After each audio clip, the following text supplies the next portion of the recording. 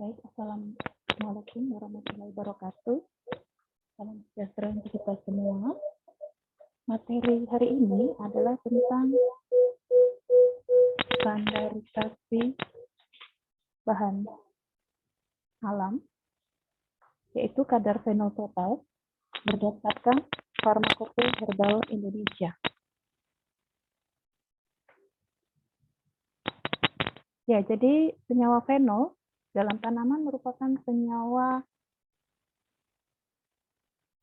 yang memiliki cincin aromatik dengan substituen satu atau lebih hidroksil. Ya. Jadi ini termasuk senyawa metabolik sekunder seperti itu dalam golongan fenol. Nah, pada penetapan kadar nanti adalah sebutannya adalah fenol total karena senyawa fenol di dalam tanaman ya, itu sangat banyak jenisnya. Ya, jadi semua senyawa yang memiliki substituen satu atau lebih hidroksil pada cincin aromatiknya itu akan bisa tertetapkan dengan metode ini. Jadi penetapan kadar fenol total ini termasuk standarisasi kandungan kimia simplisia atau ekstrak, yaitu golongan ya, kandungan golongan senyawanya. Nah, metode penetapan kadar fenol total itu adalah Foligno-Calteu, di mana metode ini menggunakan alat spektrofotometer visible ya. Jadi yang digunakan adalah nanti pada panjang gelombang visible karena larutan yang akan diukur itu nanti berwarna ya, atau bisa juga diistilahkan dengan kolorimetri. Nah, jadi ini fenol total ini sekali lagi semua senyawa yang memiliki cincin aromatis dengan substituen hidroksil akan bisa tertetapkan. Nah, reaksi Foligno-Calteu berisi larutan kompleks ion polimerik dari asam fosfomolibdat dan asam heteropolifosfotungsat.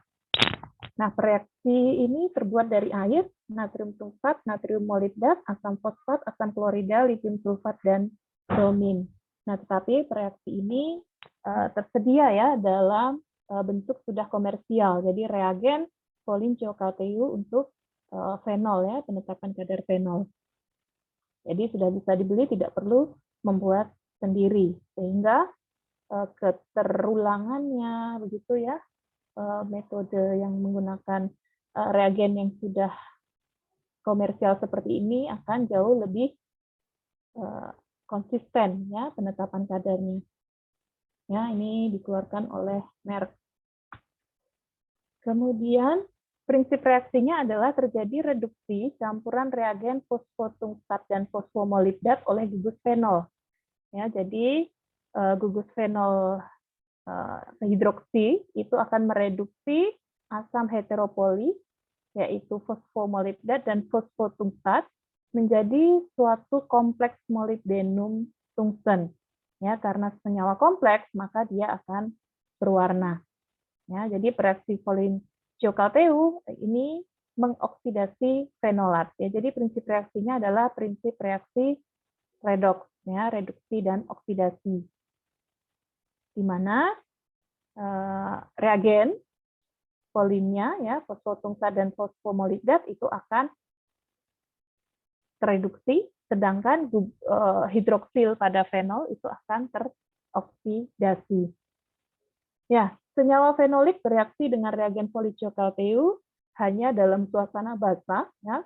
Karena dalam suasana basah ini maka akan terjadi disosiasi proton pada senyawa fenolik menjadi ion fenolat. Ya, kita tahu bahwa hidroksil itu kan OH gitu ya. OH maka H+ itu bisa dilepaskan sehingga akan terjadi ion fenolat.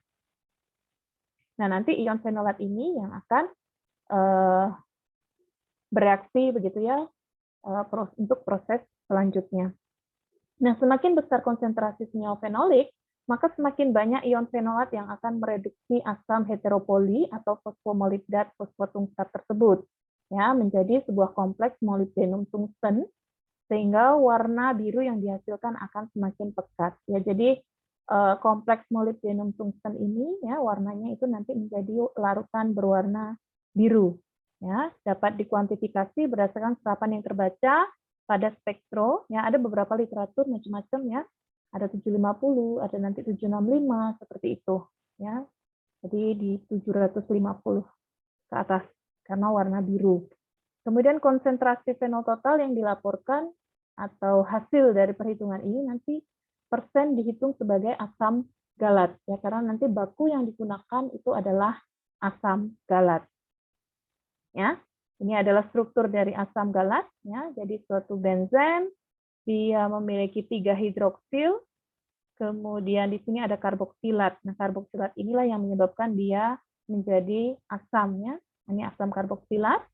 Kemudian asam galat ini memiliki 3 hidroksil. Nah, dari struktur ini maka sifat dari asam galat ini jelas adalah senyawa polar. Ya, nah dia termasuk polar karena hidroksilnya cukup banyak, ya, mendominasi di sisi-sisi luar sehingga dia bisa berikatan hidrogen, ya, bisa dengan air atau dengan pelarut-pelarut yang bersifat polar. Nah ini contoh baku, ya, bisa dibeli di Sigma Aldrich seperti itu, ya, asam galat. Kemudian ini adalah contoh reaksi. Ya, contoh reaksi asam galat dengan molibdenum. Jadi ini asam galat. Nah, ini ada suatu basa ya. Basanya itu macam-macam ya. Ada yang menggunakan Na2CO3, tapi ada prosedur yang menggunakan NaOH. Nanti akan kita lihat perbedaan prosedur tersebut ya pada Farmakope Herbal Indonesia. Tapi prinsipnya di sini adalah ada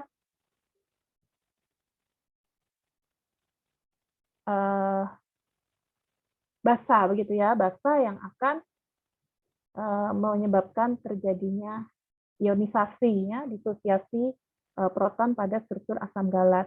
Nah, ini diambil dari sebuah jurnal, kemudian dari asam galat yang terionkan ini, maka dia akan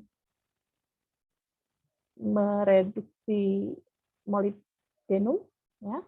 Nah, ini molibdenum yang awalnya 6+ akan berubah jadi 5+ karena dia menangkap elektron, ya, menangkap elektronnya. Jadi di sini OH ya berubah menjadi quinon. Nah, ini jadi quinon. Seperti itu. Jadi pelepasan H ya, H+ lepas begitu. Kemudian ya ini lepas 2H+. Nah, ini berubah menjadi 5+. Nah, ini contoh reaksinya. Ada juga literatur yang menuliskan seperti ini ya, molibdenum 6+ tadi menangkap elektron, ya, menangkap elektron dari fenolik atau senyawa-senyawa yang mampu mereduksi yang lain gitu ya. Kemudian akan berubah menjadi molibdenum 5 ya, dan reaksi ini harus terjadi pada pH basa ya, pH 10. Supaya tadi fenoliknya akan mengalami ionisasi. Nah, seperti ini. Nah, jadi sodium karbonat ini akan mengubah ya fenol menjadi ion fenolat. Nah, jadi lambdanya ini ada literatur yang 765 ya. Jadi nanti disesuaikan saja dengan hasil penetapan panjang gelombang maksimum terlebih dahulu karena memang literatur juga bervariasi hasilnya. Ya, jadi awalnya Foligno caltei itu akan berwarna yellow ya, kuning. Kemudian setelah bereaksi dia akan berubah menjadi biru molibdenumnya. Nah, atau literatur lain ya menuliskan seperti ini, kalau seandainya senyawanya itu adalah senyawa fenolik, kalau tadi kan asam galat ya pada baku gitu ya, proses reaksinya seperti itu. Nah, kalau pada senyawa fenolik secara umum ya mungkin di sini ada R yang lain begitu, tapi kalau misalnya tidak ada asam karboksilatnya seperti itu, apakah kemudian tidak bisa bereaksi? Bisa ya. Dengan basa maka akan berubah menjadi ion fenolat. Kemudian senyawa fenol dengan air, kemudian reagen Foligno calteu ya, akan berubah menjadi quinon. Ya, quinon itu berarti benzen ada ketonnya, ya. Kemudian di sini terbentuk kompleks molibdenum yang akan berwarna biru. Seperti itu ya. Jadi pertamanya hidroksil, ya, berubah menjadi keton. Seperti itu. Jadi quinon. Jadi kalau senyawa ini sebenarnya tidak bereaksi. Jadi tidak berwarna gitu ya. Jadi kalau senyawa fenol seperti itu ya, kalau masih fenol sederhana begitu, dia tidak akan berwarna, dia menyerap sinar UV ya di area UV. Dan setelah direaksikan ya, ini terbentuknya quinon seperti ini juga tidak akan berwarna ya. Tetapi warnanya itu adalah terbentuk dari Volinciokalteu ya yang mengalami reduksi tadi. Ya. Jadi bukan secara langsung senyawa yang bereaksi dari tanaman kita itu yang akan membentuk senyawa berwarna, tidak, tetapi yang membentuk warna sekali lagi adalah reagen Volinciokalteu-nya. Ya, yang asam galat tadi juga sama ya. Kita lihat tadi ini juga kalau struktur seperti ini juga tidak akan berwarna. Ya, larutannya kalau dia tidak awal begitu ya, asam galat ya jernih begitu. Nah, tetapi warnanya itu adalah dari molybdenum yang membentuk kompleks tadi. Ya. Seperti itu. Nah, ini contoh larutan reaksi Volinciokalteu awal. Kemudian ini hasil reaksi. Ya. Jadi sampel, kemudian ditambahkan Volinciokalteu dan sudah ditambahkan basa juga. Nah, warnanya akan biru. Kemudian simplisia dan ekstrak pada FHI yang ditetapkan kadar fenol totalnya untuk standarisasi ada sekitar 9 simplisia, ya, ada akar kucing, kulit buah delima merah, kulit buah delima putih, kulit batang jamblang, daun kemangi, daun kepel, daun lampes, daun selasi, dan daun teh. Nah, dari simplisia ini ternyata prosedur untuk melakukannya itu bervariasi. Nah, kita lihat bagaimana variasi yang ada di FHI. Ya, ini coba saya kompilasi begitu ya dari ke-9 simplisia, kemudian ada prosedur di lampiran FHI begitu ya tentang penetapan kadar fenol total cara Volinciokalteu di lampiran. Nah, ini kalau saya bandingkan teknis pelaksanaannya, ternyata ada beberapa variasinya. Jadi ini adalah kadar ya, kadar pada simplisia dan ekstrak. Ya. Misalnya ini akar kucing, oh berarti untuk standarisasinya begitu ya tidak kurang dari 0,39% ya dihitung sebagai asam galat. Untuk ekstraknya yang memiliki kualitas baik berdasarkan Farmakopeia Herbal Indonesia untuk ekstrak akar kucing itu tidak kurang dari 2,39% fenol total sebagai asam galat. Dan begitu seterusnya, ini dari beberapa sampel yang lain. Ya, kalau kita lihat di sini kadar tertinggi itu ada di kulit buah delima merah ya dari beberapa simplisia yang ada di Farmakopeia Herbal Indonesia.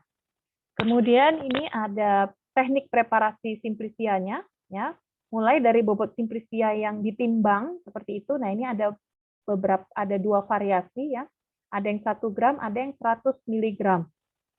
Ya ini warna yang sama, ya, menunjukkan prosedurnya itu sama, ya. Jadi antara lampiran, kemudian yang ada di monografi akar kucing, kulit batang jamblang, daun kepel, dan daun teh, ya, tekniknya hampir sama dalam preparasi simplisianya. Jadi nanti simplisinya ditimbang 1 gram, kemudian dilarutkannya dengan pelarut metanol dalam labu takar nanti mengekstraksinya begitu ya dengan 25 mili metanol, kemudian nanti di saring begitu setelah penyaringan itu adalah 25 mili. Ya. Nah, untuk proses ekstraksinya itu adalah dengan cara 1 jam dengan pengadukan magnetik. Nah, ini juga 1 jam pengaduk magnetik. Nah, tetapi ada teknik yang lain. Ini pada kulit buah delima merah, kulit buah delima putih, daun kemangi, daun lampes, dan daun selasi. Ini penimbangannya 100 mg simplisianya, tapi ternyata di sini pelarutnya adalah etanol. Ya, di sini pelarutnya etanol. Kemudian volume ya pada saat ekstraksi itu 10 mili. Kemudian nanti disaring, dietkan sampai 10 mili. Ya, 10 mili. Nah, untuk ekstraksinya jadi sebelum penyaringan tadi ya 1 jam dengan sonikasi suhu 50 derajat Celcius. Ya, jadi teknik mengekstraksinya. Jadi kalau ada 2 versi begitu ya, ada yang 1 jam dengan pengaduk magnetik. Ya, ini seperti nanti yang ada di video tutorial. Kemudian ada lagi 1 jam dengan sonikasi suhu 50 derajat Celcius. Seperti itu. Nah, untuk sampel ekstrak, ya, untuk sampel ekstrak di sini kalau kita lihat,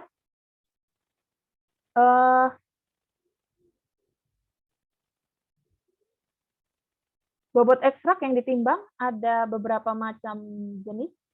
Ya, ini ada yang 0,2 gram, 0,2 gram, ini yang warna hijau.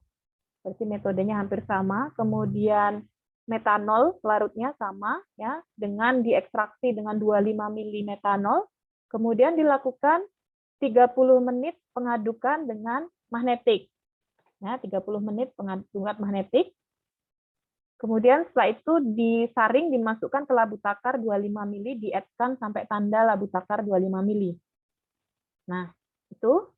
Kemudian untuk kulit buah delima merah, delima putih, daun kemangi, ini ya yang saya tandai warna berbeda. Ini tekstingnya ada perbedaan gitu. Ya, jadi ini ada etanol sebagai pelarut, kemudian labu takar yang dipakai ini 20 mili untuk kulit buah delima. Tekniknya itu sonikasi suhu 50 derajat Celcius hingga larut seperti itu.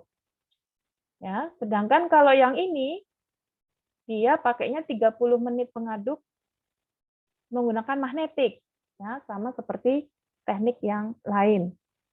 Volumenya berbeda, yang ini 25 mili, kemudian sampel yang ditimbang ini 50 mg, ini 50 mg juga. Ya, jadi perbedaan penimbangan tentu dikaitkan dengan kadar ya, kadar dari senyawa tersebut pada sampel bahan alam. Ya, jadi semakin tinggi kadarnya tentunya penimbangannya juga akan semakin rendah. Ya, logikanya seperti itu. Oke, kemudian, nah ini jadi proses ekstraksi untuk atau pelarutan begitu ya pada sampel ekstrak, ya kan sudah dapat ekstrak sebenarnya. Nah, tapi supaya yakin sampelnya itu larut, ya ini ada yang dengan teknik 30 menit pengaduk magnetik, ada yang sonikasi suhu 50 derajat hingga larut pada kulit buah delima. Tapi untuk sampel yang lain ini sama, yaitu 30 menit dengan pengaduk magnetik. Oke, selanjutnya baku pembanding asam galat ini juga ada beberapa variasi. Ya, ada yang dibuat 10 mg dengan pelarut metanol sama semua, pelarutnya metanol. Kemudian labu takarnya ya, ini yang ini 25, yang ini 20.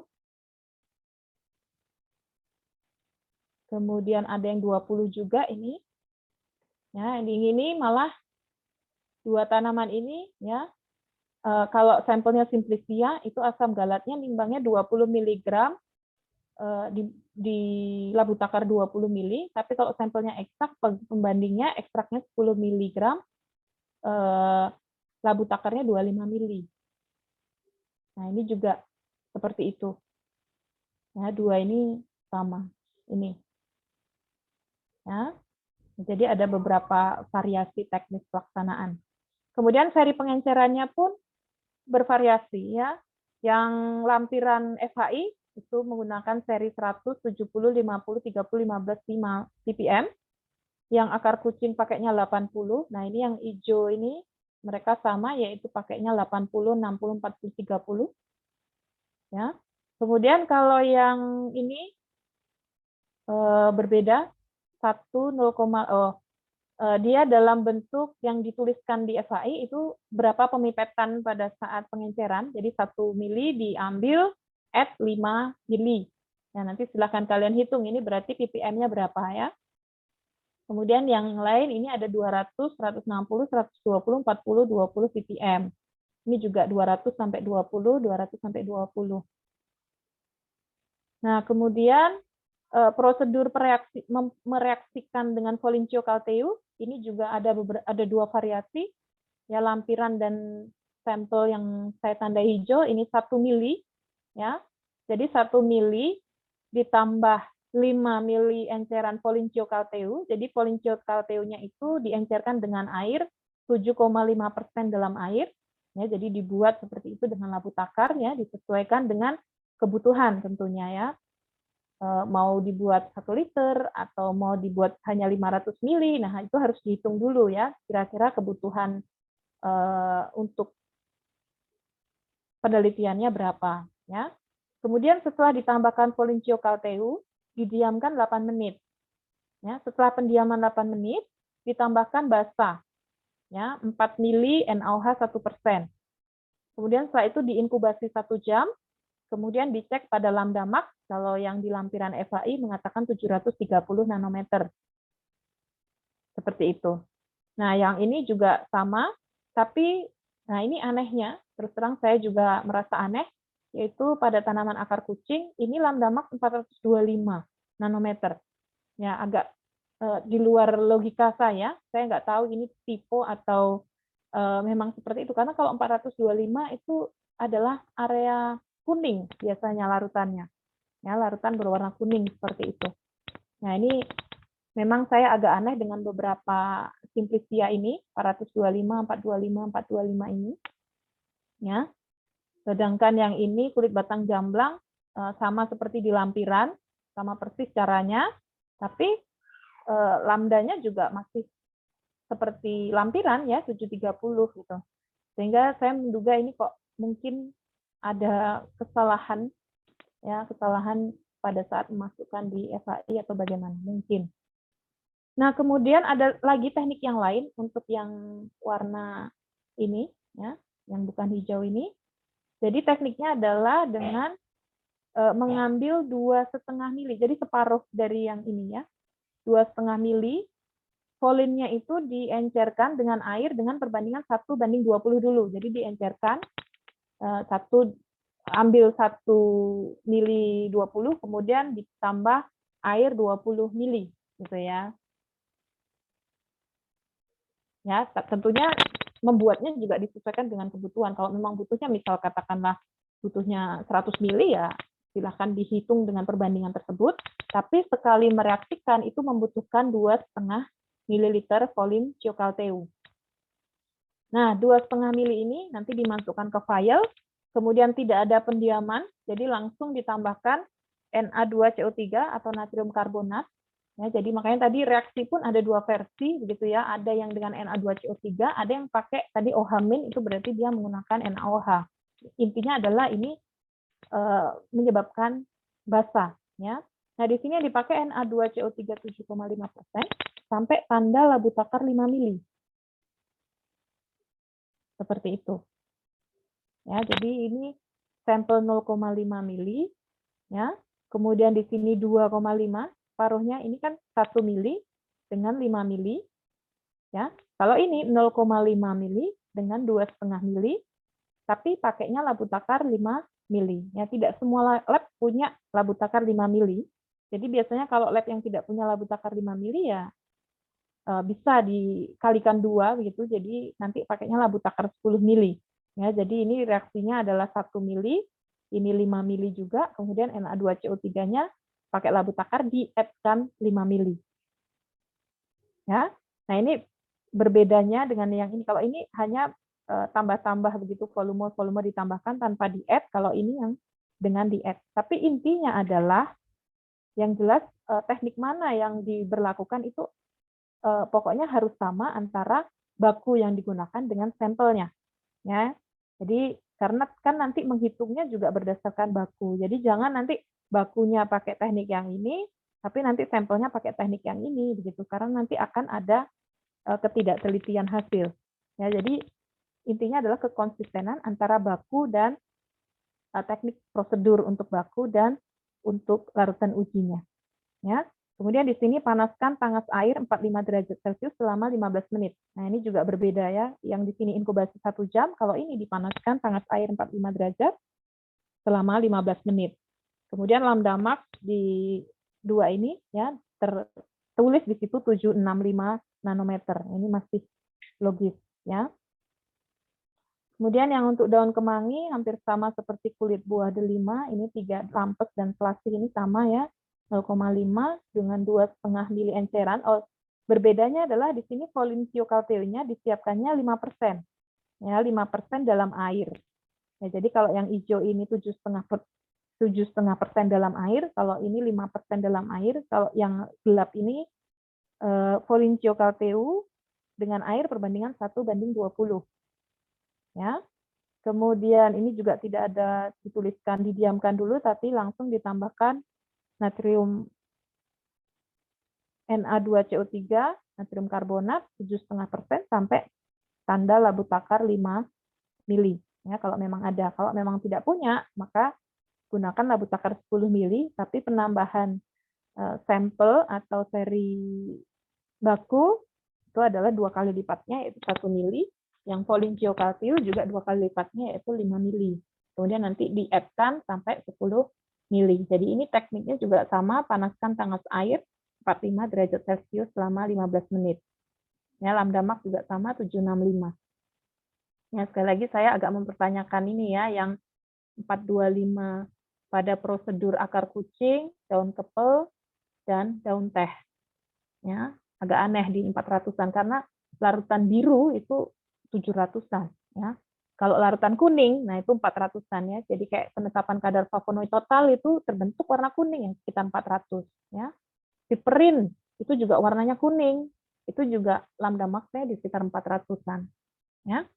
Kemudian untuk larutan blanko ya dilakukan ya, apalagi untuk kurva kalibrasi ya. Jadi larutan blanko sama seperti prosedur untuk sampel, tetapi di sini 1 mili larutan ujinya diganti dengan 1 mili pelarut saja ya. Nah, misalnya ini sampelnya pelarutnya apa? Oh, sampelnya ini kan pakai metanol. Nah, berarti nanti 1 mili metanol ya ditambahkan 5 mili enceran Folincio calteu, ditambah 4 mili NaOH. Ya, seperti itu. Kemudian nanti dipakai untuk kurva kalibrasi ya. Jadi bisa biasanya larutan blanko itu nanti ya untuk kuvet blanko begitu ya. Jadi nanti kalau memang itu nanti ada absorbansi, nanti akan sudah otomatis terkurangkan oleh spektronya ya. Jadi tidak usah mengurangkan secara manual. Nah, tetapi ini juga sama ya, intinya semua di prosedur ada menuliskan di situ blanko ya. Lakukan blanko ya tanpa sampel tetapi dengan penambahan reaksi. Nah, untuk teknik perhitungan one point method ya, di lampiran FHI dia tidak menuliskan ya, di situ tidak dituliskan rumusnya, tapi di akar kucing ada ya, ada rumusnya, nanti akan saya perlihatkan perbedaan rumus ya. Jadi ini sebagian blanko tidak muncul di rumusnya. Nah, tetapi yang kulit buah delima, blanko ini kok tertulis ya, ada tertulis nanti. Jadi absorbansi sampel dikurangi dengan absorbansi blanko ya. Jadi menurut saya tergantung pelaksanaannya seperti tadi. Kalau memang blankonya itu adalah pelarut plus reaksi sudah seperti itu yang dimasukkan ke dalam kuvet, maka sudah tidak perlu lagi pengurangan sebenarnya ya. Jadi kan sudah otomatis yang terbaca itu oleh spektronya ya, absorbansinya sudah hasil pengurangan antara absorbansi sampel dengan blankonya. Nah, ini variasi teknik pelaksanaan penetapan kadar fenol total. Ya. Oke, selanjutnya ya biasa untuk teknik spektrofotometri ya ditetapkan dulu panjang gelombang maksimum pada percobaan begitu ya. Jadi nanti ada salah satu baku pembanding ya yang direaksikan seperti itu. Nah, ini contohnya ada salah satu jurnal didapat spektrum serapannya ya. Kemudian nanti akan tertulis dari spektronya itu akan kelihatan nanti 745 misalkan. Jadi ini contohnya dia mendapatkan 745. Ya, makanya tadi kadang memang hasilnya bisa saja berbeda ya. Tadi kan di FHI juga ada yang 730, tadi ada yang 765 juga. Oke, kemudian cara menghitung ya. Jadi bisa dengan kurva baku Y sama dengan BX plus A, tapi tentunya nanti ini harus dihitung ya, kembali ke sampelnya. Jadi tidak hanya X berarti itu kadar dari sampel, tidak ya, tetapi harus dihitung terhadap bobot sampel yang digunakan, kemudian volume pembuatan, dan lain-lain seperti biasanya.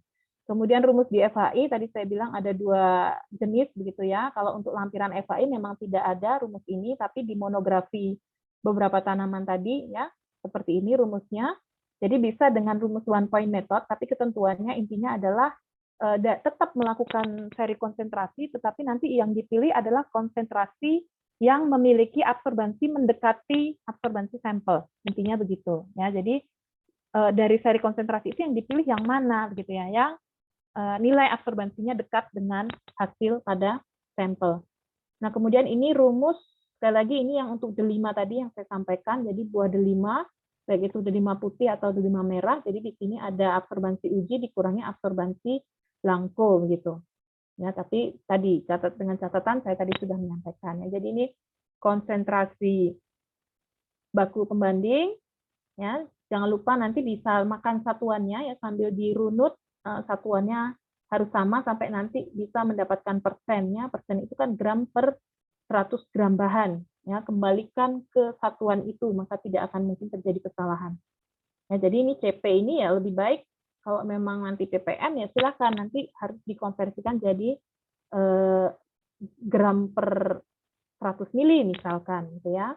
Kemudian absorbansi, kemudian ini P, volume larutan uji sebelum pengenceran ya. Jadi volume pembuatan juga bisa ya. Kemudian ini faktor pengenceran kalau memang ada faktor pengencerannya. Kemudian W ini adalah bobot bahan uji awal, jadi simplicianya yang ditimbang berapa. Ya. Misalnya tadi ditimbang 1 gram, ada yang tadi ekstrak tadi 0,2 gram misalnya, kemudian dikali 100%. Ya. Nah, pengenceran sekali lagi pengenceran itu tidak dilakukan setelah reaksi gitu ya. Jadi misalkan membuat sampel kemudian dicek ternyata tinggi 1,5 begitu. Nah, kemudian itu yang dilakukan